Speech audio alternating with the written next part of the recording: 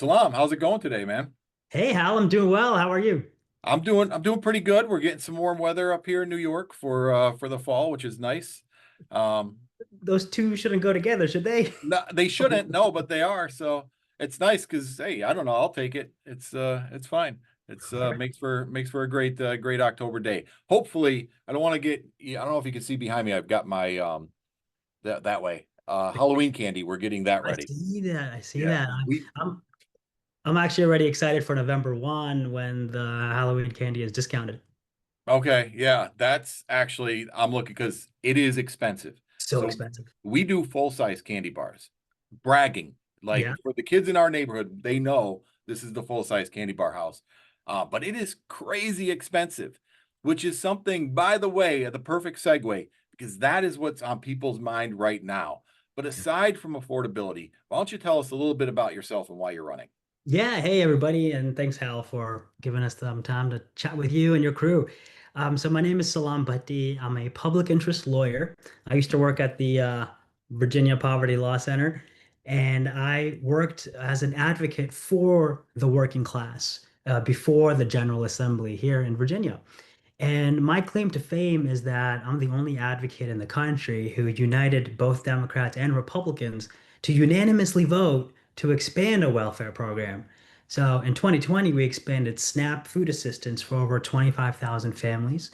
And that ended up making me feel a little guilty because I felt bad for the Department of Social Services, which now had to bring in like tens of thousands of folks. COVID was happening as well, and more people needed to apply for SNAP because they were losing their jobs.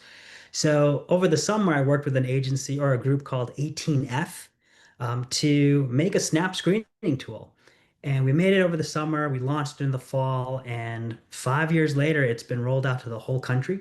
Over 2.5 million families have used it to unlock over $100 million in SNAP and WIC benefits. And you can visit it on snapscreener.com. So, all that to say is that with my experience and with my expertise in public benefit programs, I know how the government can make people-centered policy and how we can actually make these programs efficient without hurting people. And that's my vision. Like, I want to get into the government, I want to get into Congress to create people-centered policy, to tax the billionaires, because it doesn't matter which party's in the majority, the billionaires are always in power. So we got to tax these greedy billionaires and fight for the working class and then save America along the way. Yeah, not it's very simple. It's as simple as that. It's so Now, easy.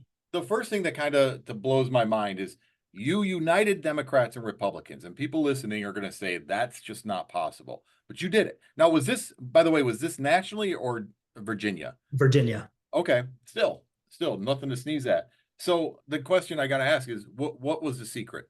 Yeah. All right. All right. I'll tell you. You'll get it out of me. So what we did is we looked at what didn't work in the past. I looked at what my predecessors did and how they only like they created a coalition that only had anti-hunger advocates, nonprofit folks in it. And I understand that we don't have the power. Industry has the power. Private companies have the power. Banks, health insurance companies, they have the power. So what I did was I looked at how our bill to expand SNAP would originate in a subcommittee, and I looked at who were the members of those subcommittees and who are the donors to those members of that subcommittee. And I reached out to those donors, those corporate donors, and I said, "Hey, we're doing this bill. We'd love for you to get involved in our coalition." And they're like, "Yeah, absolutely. We need to end hunger, and that helps everybody." Like that was just obvious. So we brought them in, we got them involved in the coalition. They went to speak and testify and meet with the elected officials. And I cannot believe that we got a unanimous vote from the Republicans, especially. But it happened. It was a miracle, truly, and I'm just happy to have been a part of it. Okay, so let me just make sure I In understand. fact, I keep this picture on my desk as a Okay, reminder. This there was you are. the governor signing the bill at the Capital Area Food Bank, and Yeah. I can't believe it happened. Yeah. So what's wild to me, if I understood you correctly, people complain all the time about the donor class and the big money, but you used the big money to get something done. You Yeah. used that system to work for you. Yep. Yeah, that's pretty wild. Do you think you could do that at the federal level? So here's the thing. We tried I worked after I left the Virginia Poverty Law Center. I went to a national nonprofit called the Food Research and Action Center. And when the big beautiful bill was snaking its way through Congress, I was like, "Oh, I know how to get this like killed. I'm just gonna make another private public coalition and we're gonna shutter it." Let me tell you how we reached out to private organizations. We reached out to the big box grocery stores, the ones that make tens of billions of dollars from SNAP benefits. Not a one of them joined our coalition. And when we would meet with the House and the Senate, and they were like, "We love meeting with you, but where's industry?" Turns out industry feared retribution from the Trump administration. And even tens of billions of dollars on the line and ends up being nearly $200 billion. $200 billion was not enough to bring them to the table. And so if your viewers think you should rely on corporations to come and save your constitutional rights or any protections you have, don't. Corporations have no spine. They cannot stand up for anything. It's up to us to get in there and make these protections happen. Yeah, I don't know that many of them. I think they're going to be shocked to hear that at the state level, you were able to use donors. Right. That's why I asked at the federal level. I'm surprised. I guess I'm not. The fear of retribution is something that's impacting not only corporations and companies, but of course we see Republicans, which is why we get so many of them to say they're concerned, they don't like this, they don't, but they go with it anyways. Mhm. And now we see where we're at. So speaking of the one big beautiful bill, whatever you want to call it, that's fine. But so people know what we're talking about. What do you see as some of the problems with it? We don't have enough time to talk about all that, Not all of them. but there's so we can specifically focus on the SNAP and the Medicaid problems, not only because it affects the poorest folks in America, but because it affects everybody. People may not think, oh, people may think that I don't receive SNAP or I don't receive Medicaid, so it's not impacting me. But in actuality, here's what's going on. The bill cut about $1 trillion from Medicaid. Now, what that means is the money went from Medicaid and it went as tax cuts to the wealthiest folks in human history. So it's like poof, gone. Because once the rich get the money, they never put it back into currency. It's gone. It's like a dragon in the tales of yore, where when they would take all the money from a village, the village would all go into poverty. That's what's happening here. But also because when money is taken out of healthcare, well, people still need healthcare. And because they can no longer go to the doctor because they don't have health insurance, they wait until a catastrophic moment where they go to the hospital, they have to go to the emergency room, and we all know how costly emergency rooms are. That money doesn't just vanish, the bills don't just vanish. That gets put on everybody else, the taxpayers, the health insurance premiums. And Hal, I don't know if you know this, but come November 1 of this year, of 2025, when open enrollment begins for next year's health insurance plans, every single person who logs in is going to see the premium cost double, triple. That's thousands, that's tens of thousands of dollars because of this big, beautiful bill. Right now, we're in a government shutdown because the Republicans will not budge on bringing these premiums down. And that's what Democrats are fighting for. And I'm so glad that they found their spine to stand up for something. So that's on the health insurance side, that's on the Medicaid side. There's also the impact of rural healthcare. There's hospitals, there's rural health centers that are at risk of closing down because of these cuts, because Medicaid is their largest provider of funding. In fact, in Virginia, we've already had three rural health centers close down. We have a hospital that's already closed down its labor and delivery unit over the past 2 decades. It's ICU, it's surgeries after 3 p.m. So there's already an economic upheaval over there. So this Medicaid cut makes it even harder for them to keep their doors open. So when a rural area loses a hospital, that's the largest employer. So now all of a sudden you have hundreds of people without jobs. And where are they going to get jobs? There's no jobs. So it's going to be a desolate area. No Mhm. business is going to come in there to start up a business. And so it's killing people literally and figuratively. It's the same parallel applies for SNAP. When you remove hundreds of billions of dollars from the economy, it's not just impacting the people who are poor from putting food on their tables, which is bad enough, but now the grocery stores have lost that revenue. So what are they going to do? They're going to increase their prices. And then when the people who are not in poverty can't afford to pay those increases in prices, then the grocery store is going to shut down. So that's going to impact hunger on a community level.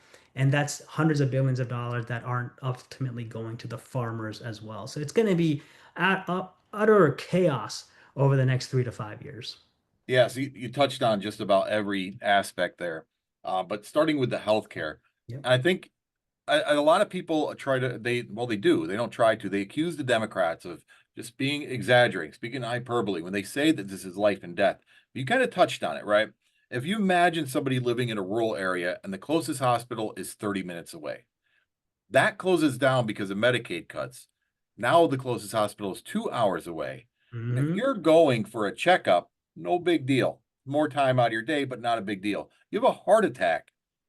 That literally is life and death, an extra hour and a half ride to get treatment. What do you think though? So you do agree with the Democrats on what they're doing. Do you think their messaging is right? Nah, that's the Democrats' weak point about messaging. They're trying to get better, and we see them evolving in their messaging on getting to just basic needs and simple language.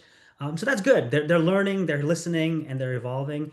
Some of the older senior leadership are coming around a lot slower. So really, it's a time for them to resign and let the younger generation step up.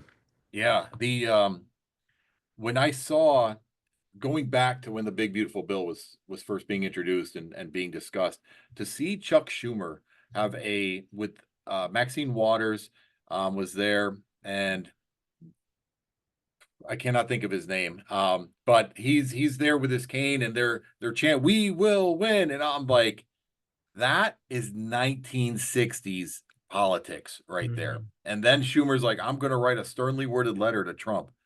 He ain't read, or he's gonna frame it, one of the two, and laugh at it later. Yep. But food prices also, you talked about that and SNAP and benefit. It's right now they're through the roof. Um, we saw a 0.6% month over month increase in food prices, 1.5% for fruits and vegetables month over month, which is massive. Coffee, beef at an all-time high. Everybody knows it. We complain about it. What can we do though? Let's fast forward. You're in Congress. What are you going to do? So this is where we bring back SNAP, because what happened is that the big beautiful bill shifted the funding, some of the funding from the federal government to the state. And although it's just like 10% or 50%, that's a lot of money. That's hundreds of millions of dollars. And for some states, it could be $1 billion. States are already short budgeted for across their agencies. So there's no money that states can really play with to fund SNAP in their states. So when a state can't afford to run a program, it can't borrow money for it. It has to pool out. So there's a strong likelihood that over the next couple of years, states actually pool entirely out of SNAP. The danger here is what we've already talked about. A lot more people will go hungry, tens of millions. Jobs will be lost. Farmers will lose even more money than they already have. So, really, it's about how do we build something even better? Can we bring SNAP back? Can we fund it better? And or can we consolidate our welfare programs into some sort of guaranteed income that really helps people buy what they need? Are you do you see yourself as somebody, because if you win in 2026, you get to Congress, Democrats could have the majority in the House and the Senate. Donald Trump is still president. Do you see yourself as somebody who you think you could talk to Donald Trump, or are you like that's fruitless. I've got to focus my efforts elsewhere. It's the way the track record has looked, it looks like it could be fruitless. However, there are ways that, he's coming in as a populist, but now he's more of a fascist. So we'll really, if he's still in the populist phase, maybe. Maybe we can really convince Republican voters to really see the truth for what it is. What we've seen is that the messaging is resonating with Republicans and independents, that it's not about left versus right. It's really about working class versus the billionaires. So if we can get an uprising going, then we've got a lot of potential. But because he's in such a fascist takeover of the country, I don't believe he's going to be reasonable, because he's not reasonable at all. So that's just the reality. And I am a silver linings guy. I am an optimist, But the way I see him heading, I don't really see him being reasonable on this. But if we can win the people over, then we have that vision, we have that strategy moving forward that once Democrats win the presidency in 2028, and we're going to have to fight for that. We really will. Then we'll have the wheels in motion to make sure we can get this done. Yeah, you don't have to answer this. If you want to dodge this, you can. And I don't want to spend a lot of time on it. Do you have a favorite right now for 2028? I don't, and not even a dodge. I just don't. Okay. All right. Yeah. Fair enough. Tariffs are hurting Americans right now, but specifically farmers. They've lost the Chinese market. Essentially, they haven't bought a soybean. Everybody knows that. The tariffs look like they're here to stay. I thought Donald would drop, or I shouldn't call him that, but Donald Trump would. I thought he'd drop the tariffs by now, but he's not. So what do you think you could do if you don't think you can work with him, Mhm. and he's kind of just in this authoritarian my way or the highway? What can we do besides spreading the word? Is there anything as a member of Congress? Yeah, as a member of Congress, I would take back the power to tariff. It is abhorrent that Congress has given up the power to tariff and tried to give up the power of the purse to the executive. I mean, that's the whole point of the separation of powers. It's awful that the courts are giving up their powers to the president as well. Again, abhorrent to the Constitution. So that's what we would do. We would completely take back the power of the tariff and re-implement them the way they should be implemented, not in a sense of warfare on each other, but really just keep them reasonable. Yeah. Have you thought about what the battle might be like if the Supreme Court rules that yes, Donald Trump indeed can just say there's an emergency and tariff as he pleases? No, I haven't thought about that. There's 17,000 other scenarios I'm mulling, but I'll add that. Yeah, I mean that's for me. That's kind of like I just think, what do you do then in that case? I mean, Yeah. if the Supreme Court just says, yeah, you know what, Donald, indeed you can tariff as you please. What is the fight? I think Um, the fight then comes in 28 where we expand the court. yeah, okay.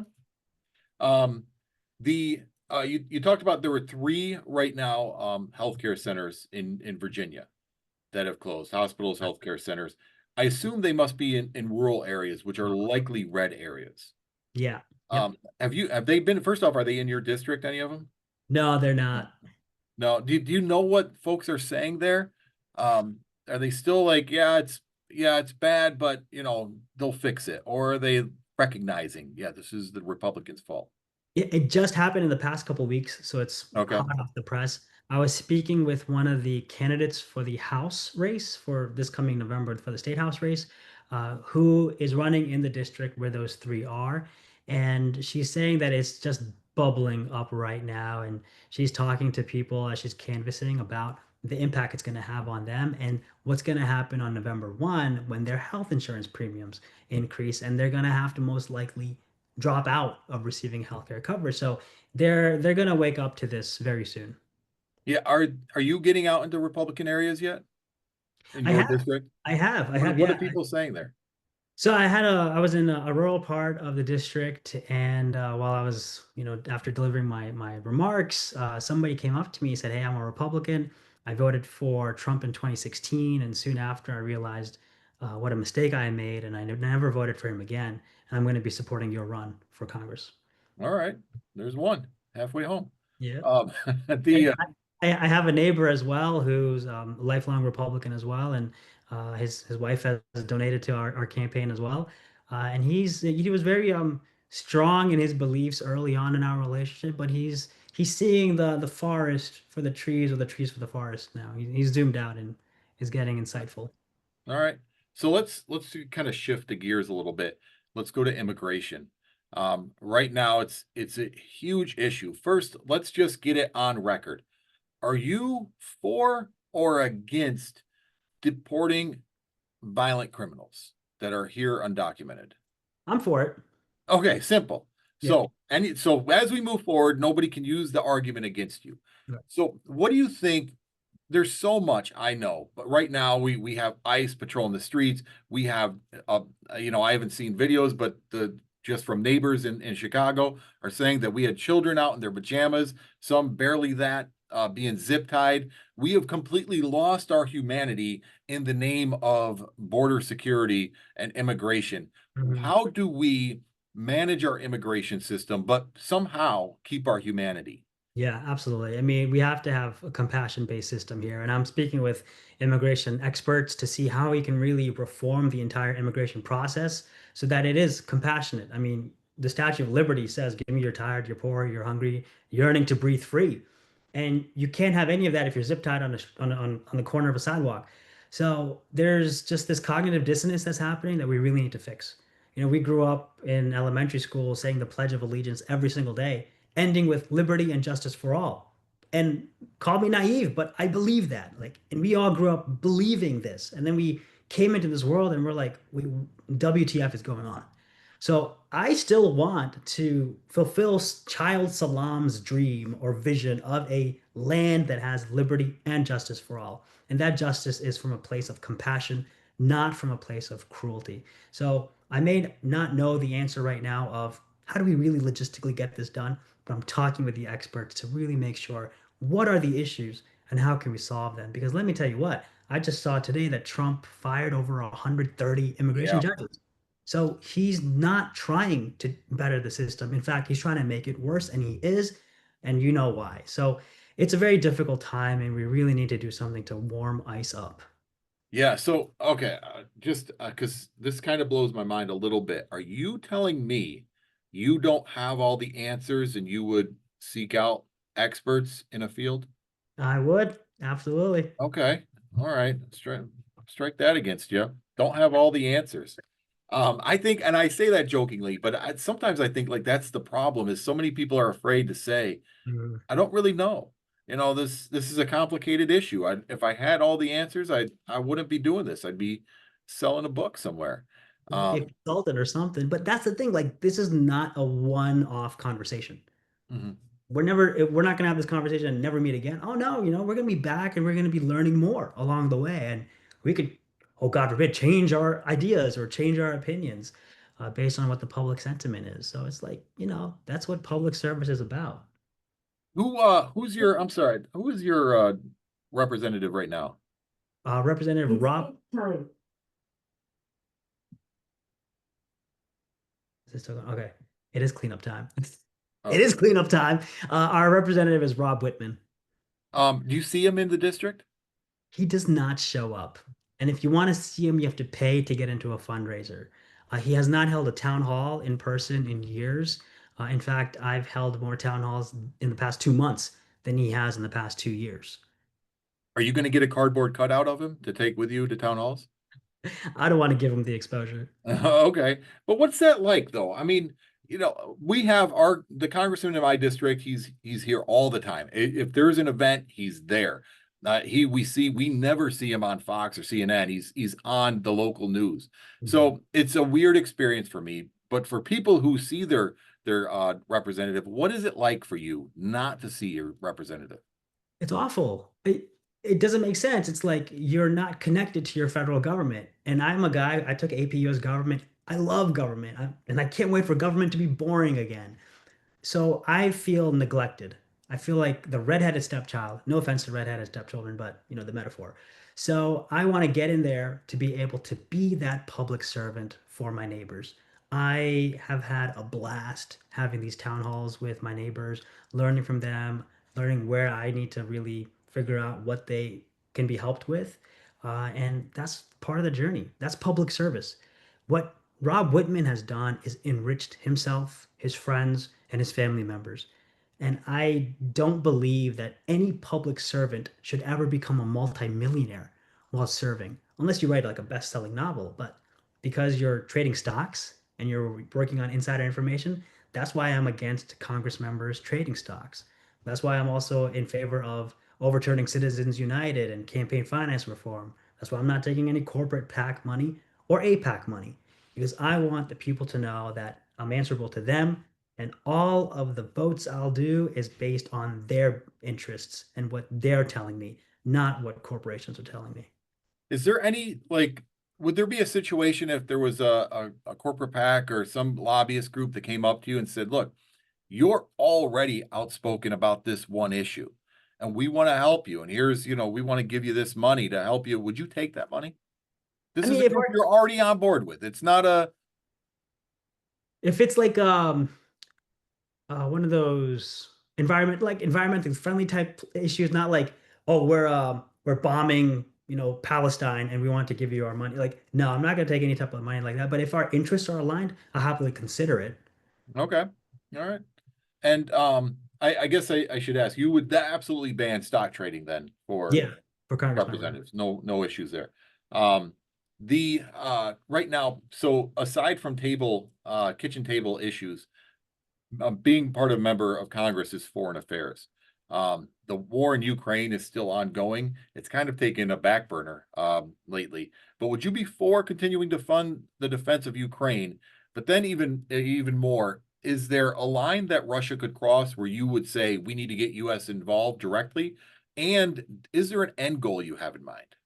Yeah, for Ukraine, America signed a treaty with Ukraine many years ago that resulted in them getting rid of their arms and with the promise that America would supply them with what they needed. And so we have to uphold that treaty. And what they're going through is an existential crisis of Russia wanting to take over. So absolutely continue to support them. When it comes to what line Russia needs to cross for us to go all out, I don't know. And I'd love to talk. I have some people in my kitchen cabinet who are national security experts and experts in Ukraine. Love to have that conversation with them to see what we should do next. Okay. And then as far as Israel right now, the Middle East, I guess, as a whole, what are your general thoughts on that? You as a member of Congress, Congress isn't really, we're not involved, but what are your general thoughts on what's going on there? Yeah, it's a travesty that APAC is allowed to donate funds to our candidates and our elected officials because it's a foreign country. Yeah, it may be an ally, but allies are not friends. Allies have each country has its own interests. And what Israel is doing through APAC especially is furthering those interests. And those interests include taking over Palestine entirely. And what they're doing right now is a genocide. And unfortunately, so many of our elected officials, both Democrats and Republicans, are funded by that nation's people who are telling them not to speak out against this genocide. And when I was in Lancaster County doing my stump speech, older white crowd of maybe median age is about 70, they were enjoying all of my remarks and my vision and my experience. But the loudest applause came when I said, for God's sake, we need to end the genocide in Gaza. Hmm.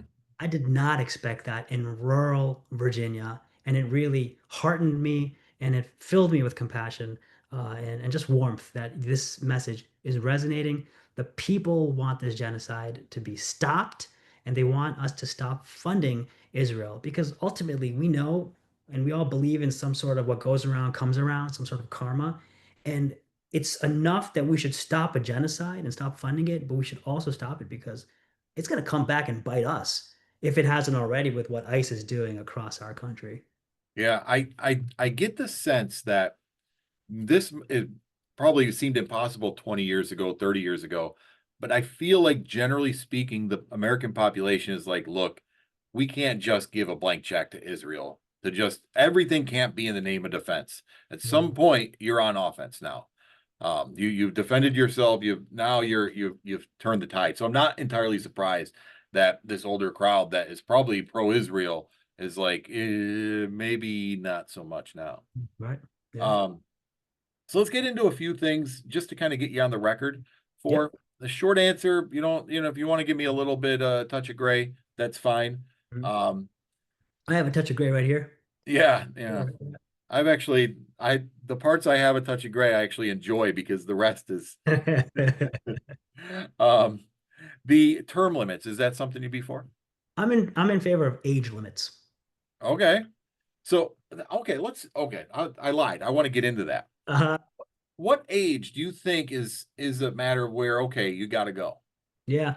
I'd say between like 65 and 70. Okay. Yeah. So can I push on that? Can I Please. push back a little bit? Yeah. Do you not think people that are 65, 70 deserve representation? I believe that people who are in elected office beyond 65 should retire and enjoy their golden years and let the new generation come in and plan for America's future.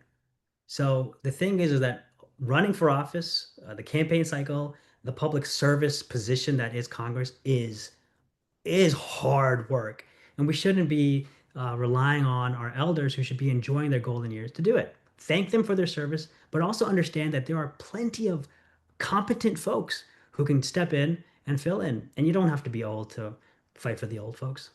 Yeah, one thing I will say in that hear all my life, the children are the future, but the same people are still sitting in government from when I was a child. So when is it?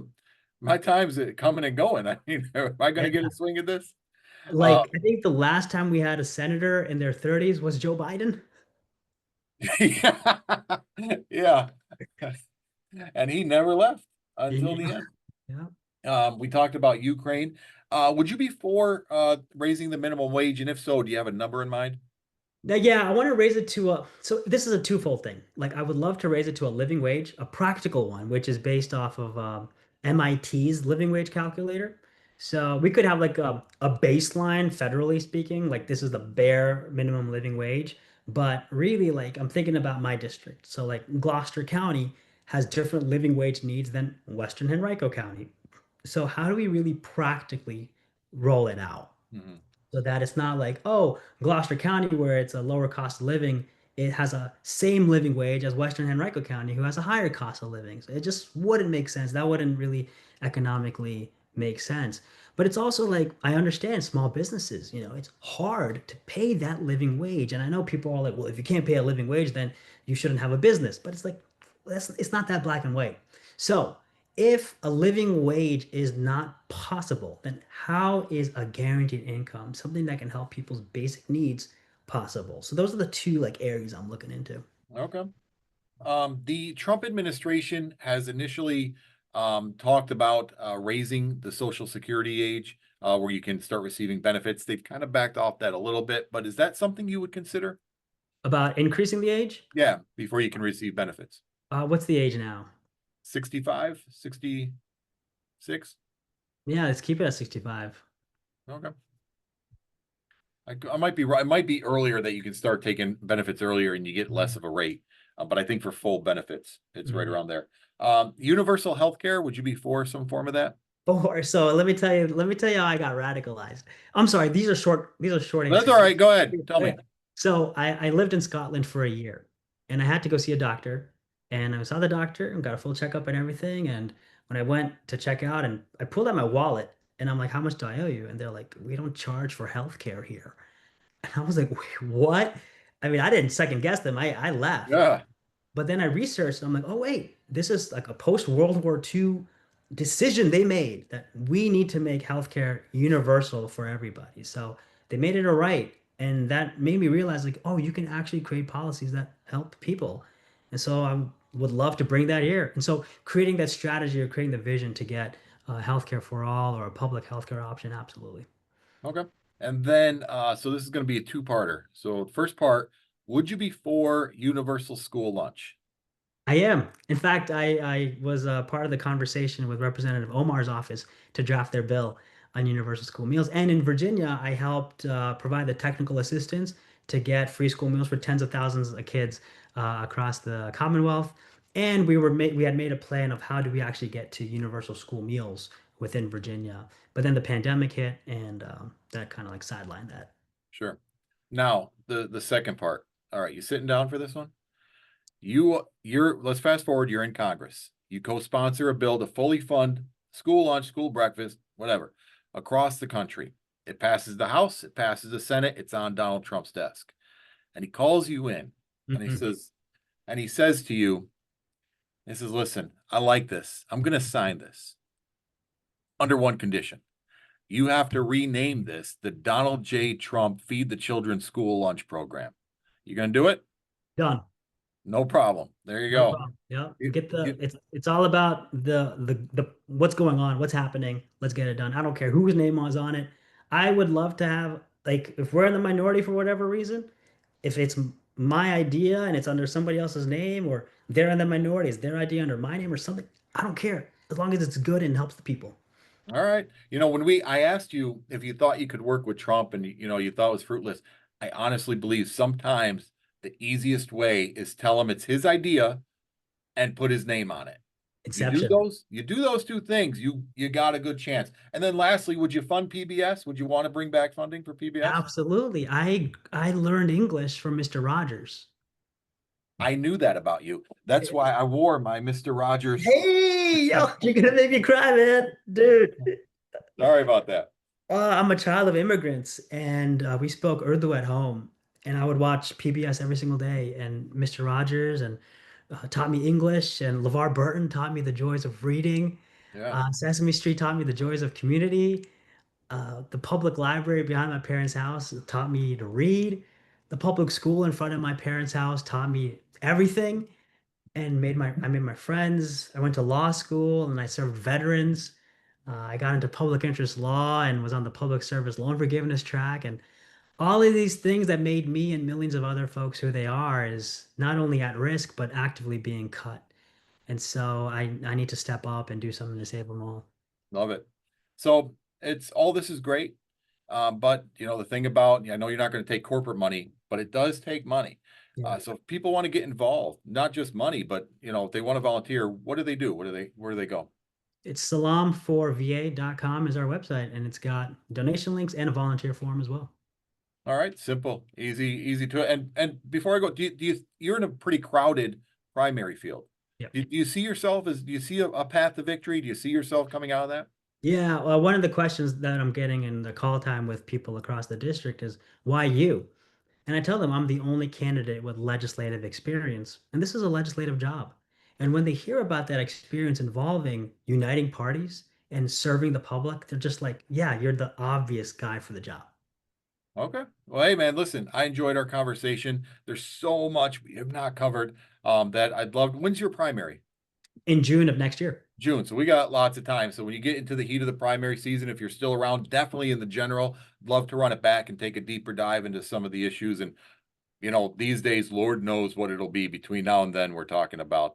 So Salam, I appreciate your time. Thank you so much. Thanks, Hal. All right.